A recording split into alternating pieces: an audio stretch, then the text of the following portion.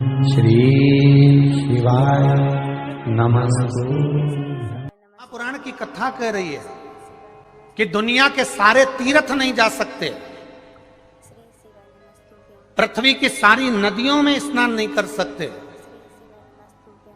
पवित्र नदियों में आप स्नान नहीं कर सकते, या किसी भी तीर्थ में जाकर एक रात्रि भी विश्राम नहीं कर सकते, या हमने जिंदगी में कोई दान करा ना करा, कोई पुण्य करा ना करा, कोई सत्कर्म करा ना करा, कोई शास्त्र पढ़ा ना पढ़ा, कोई शास्त्र सुना ना सुना, उसके बाद भी शिव महापुराण की कथा कहती है कि एक दिन में अगर मात्र एक बार भी आप शंकर के शिवालय में प्रवेश कर गए या मंदिर में प्रवेश कर गए तो सारे तीर्थ, सारी नदियां, सारे सरोवर, सारी बावड़ी, सारे तालाब, सारे कुंड के स्नान का पुण्य, दान का पुण्य प्राप्त हो जाता है, केवल शिव तत्व को प्राप्त कर लेने। शिव महापुराण की कथा कह रही है कि घर में जो दिया होता है वो दीपक भी कोई साधारण नहीं होता,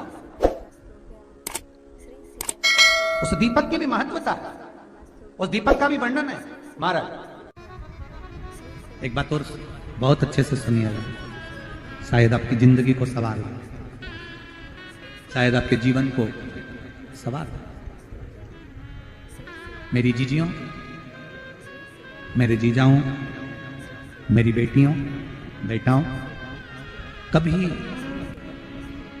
कभी मौका लगे शंकर भगवान के शिवलिंग के पास में आप बैठे हैं, यहां तक शास्त्र कहता है कि घर में अगर किसी को बहुत तेज बुखार आ गया है, बहुत तेज बुखार, और बच्चा उस बुखार में तप रहा है, बहुत तप रहा है, महाराज तुम जिस दिए में भगवान की आरती उतारते हो, जिस दिए से तुम भगवान की पूजन करते हो,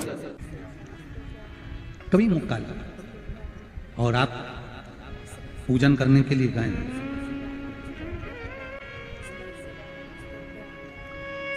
कभी पूजन करने के लिए, और आपको शंकर भगवान के शिवलिंग के पास में या शंकर भगवान के शिवलिंग के ऊपर कनेर का अगर पीला फूल देखा है ना आप लोगों ने, अरे बोलो तो जम के, देखा है?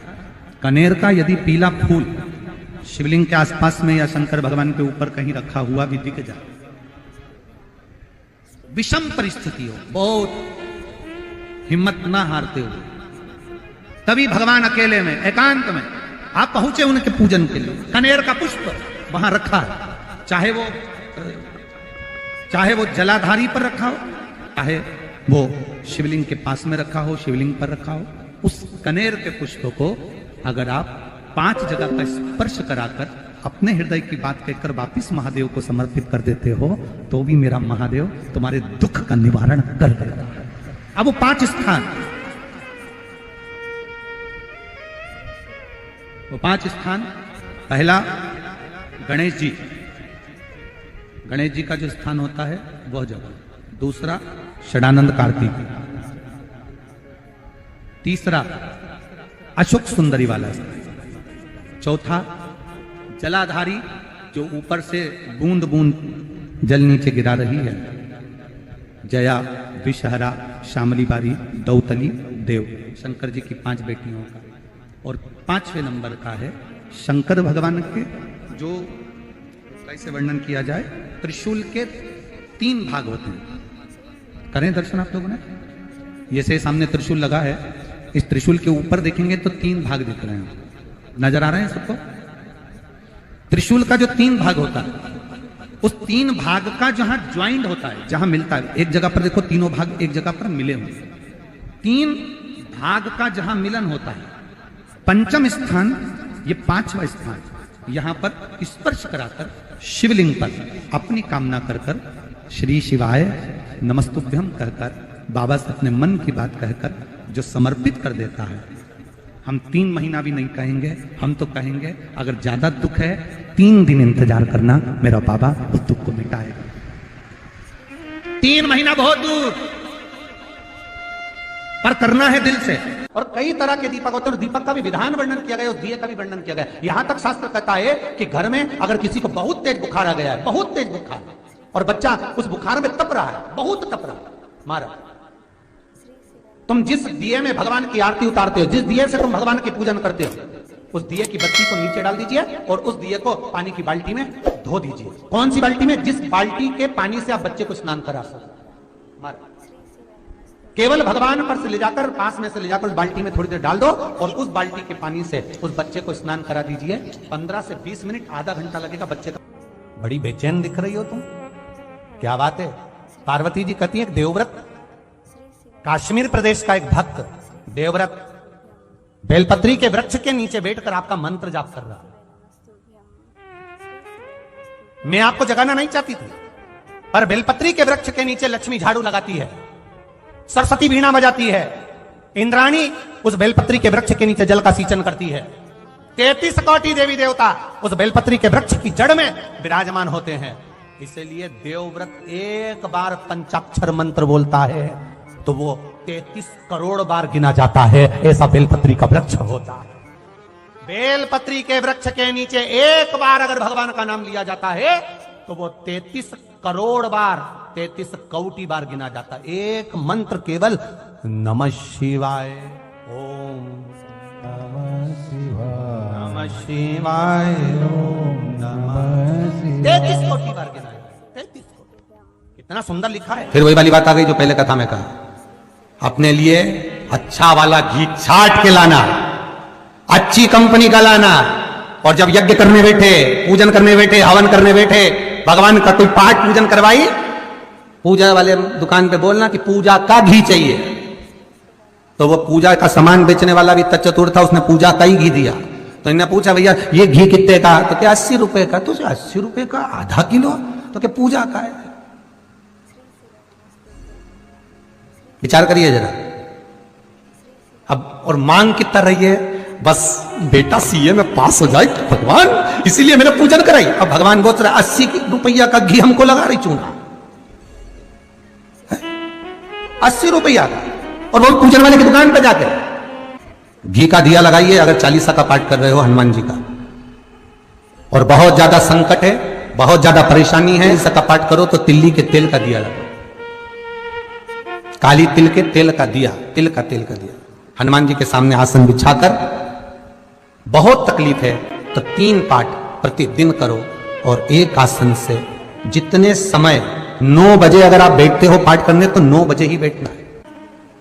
अरे हमारे सीहोर में घड़ी पूजा की दुकान है, हम अब कई परिचित हैं उनके यहाँ चले जाते हैं। हमने पूछा क्यों तुम्हारे तो सारा अगरबत्ती रखी, धूप बत्ती रखी, दिया बत्ती रखी, सारी रखी, ये घी का पैकेट भी रखा, उसमें नाम भी लिखा है, ये काय का घी असली है भगवान की। अरे गुरु जी कोई असली है? बस घी है, उसमें लिखा है शुद्ध घी। तो मैंने कहा शुद्ध घी तो लिखा है, पर ये कितने का है? 65 रुपए का डब्बा है। हमने कितने किलो का? आधा किलो का। हमने कहा वाह, काय के लिए होता है? क्या लोग लेके जाते हैं हवन पूजन के लिए? हमने भी सोचा वाह रे विश्वनाथ वाह, क्या किए? एक बंगला बना दो भोलेनाथ, सर्विस लग जाए भोलेनाथ, फिर के बहू का छोरा हो जाए भोलेनाथ। अब भोलेनाथ जी से पूछा ये देते क्यों नहीं? तो भगवान भी बोले बस वो पूजा वाली दुकान का 80 रुपए में काम चला रही है और ढेरों का मांग रही। अब बताओ, तुम सोचो कि भगवान क्यों प्रसन्न नहीं हो रहा? मेरा निवेदन केवल इतना सा है, तुम भगवान को लाखों का मत दो, करोड़ों का मत दो। भगवान कभी आकर नहीं बोलेगा कि मुझे करोड़ों का रुपया देना, भगवान कभी आकर नहीं बोलता कि मुझे लाखों का धन देना, भगवान कभी आकर नहीं कहता कि मुझे आभूषण देना, भगवान कभी आकर नहीं कहता कि मुझे वस्त्र देना। भगवान केवल एक बात कहता है कि तुम अपना दिल देना, अपना मन देना, चित्त वृत्ति देना। तुम अपना मन तो दो, अपना भाव, अपना दिल, अपनी वृत्ति, अपना चित्त भगवान को दो। पर महाराज वही तो नहीं दे पाते, दिक्कत तो वही है ना, सबसे बड़ी बात, तकलीफ तो यही। लोग कहते हैं कि शंकर भगवान को केवल व्यक्ति एक बेलपत्र देता है, एक लोटा जल देता है, पर पद्म पुराण, अग्नि पुराण, स्कंद पुराण, कूर्म पुराण, ब्रह्मविवर्त पुराण, जिनके अंदर लिखा है एक बेलपत्र हम शिव को देते हैं, शंकर भगवान को एक बेलपत्र देना उतना ही बलवान है जैसा एक शालिग्राम भगवान को सोने के सिंहासन पर रखकर किसी ब्राह्मण को हम जब दान करते हैं उसके बराबर एक बेलपत्र शिव को चढ़ाने का फल प्राप्त हो जाता है।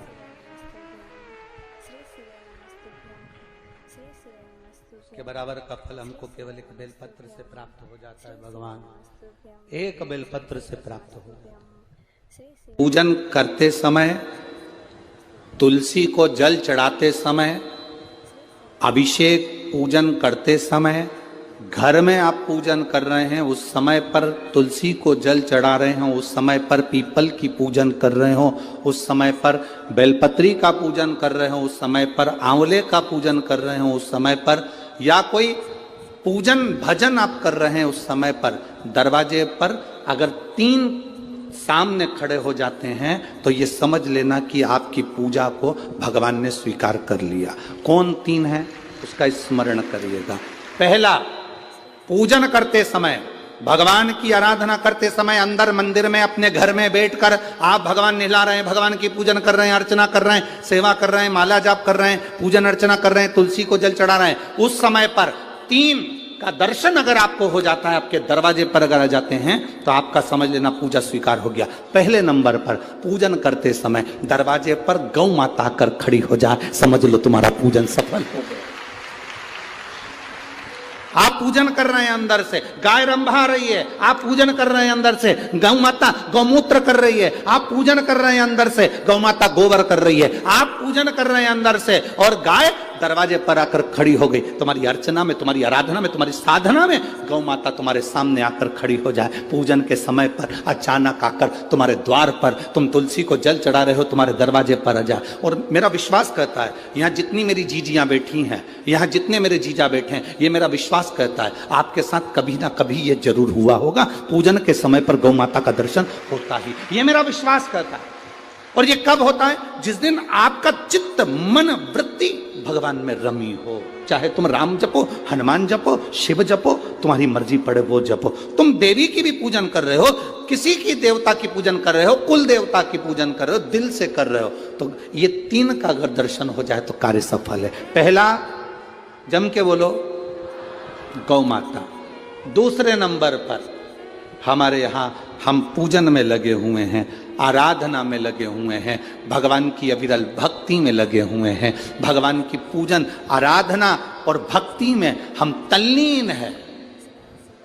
और दूसरे नंबर पर उस पूजन करते समय पर तुम्हारे घर की बहन बेटी तुम्हारे दरवाजे पर आ जाए तो समझ लो पूजन सफल हुआ है। क्या बहन बेटी के आने से पूजन सफल हो सकता है?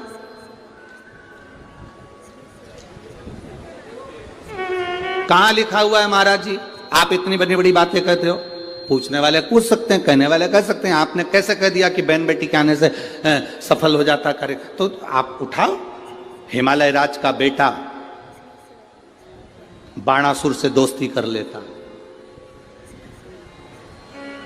माता पार्वती का भाई बाणासुर से दोस्ती कर लेता है, और दोस्ती कर लेता है तो उसके चुंगल में फंस जाता है, बाणासुर के चुंगल में। भाई संकट में आ जाता है। आज हिमालय राज और मैनावती दोनों बैठकर भगवान की आराधना कर रहे थे, इतने में पार्वती का आगमन हो जाता है। पार्वती ने आते से ही देखा, पिताजी आप आराधना कर रहे हो, पूजन कर रहे हो, किस लिए, क्यों? मैनावती ने कहा तेरा भाई संकट में घिरा हुआ है। पार्वती ने कहा क्यों चिंता करते हो, क्यों चिंता करते हो? पिताजी मैं आई हूं ना, चिंता मिटा दूंगी, चिंता मिटा दूंगी, आप चिंता ना करें। क्या हुआ? बाणासुर तेरे भाई को कष्ट दे रहा। बेटी पार्वती ने संकल्प ले लिया, उस बाणासुर का अंत मैं करूंगी। ना भगवान ब्रह्मा बाणासुर को मार सके, ना भगवान कृष्ण बाणासुर को मार सके। बाणासुर की कन्या भगवान कृष्ण के पास में, वहां उनके पौत्र के पास में गई, भगवान कृष्ण का युद्ध बाणासुर के साथ हुआ, 1000 भुजा, तो बाणासुर को भगवान कृष्ण नहीं मार सके। बाणासुर को न नारायण मार सके, न ब्रह्मा मार सके, बाणासुर को न शंकर मार सके, क्योंकि शिव ने तो वर दिया था, बाणासुर को केवल मारा है। कोई तुमसे पूछे कि सियोर वाले महाराज ने कहा कि बहन बेटी के पूजन करते समय अगर बहन बेटी आ जाती है, पूजन करते समय हमारे घर की बहन बेटी, तुम्हारे कुल की बहन बेटी, तुम्हारे घर की बहन बेटी तुम्हारे दरवाजे पर आ गई, भले तुम उसको कुछ दो मत दो, पर बहन बेटी अगर तुम्हारे पूजन के समय पर तुम्हारे क्यों आप लोगों के ऐसा नियम है कि नहीं हमको नहीं मालूम। हमारे यहाँ तो ऐसा नियम है कि जब भी घर में कोई बड़ा आयोजन होता है, शादी होती है, फंक्शन होता है, कोई उद्यापन होता है, कोई चीज बड़ी करते हैं, तो सबसे पहले फोन बहन बेटी को लगाते हैं कि हमारी बहन हमारे यहाँ आए, हमारी बेटियां, हमारी नंदे हमारे यहाँ आए।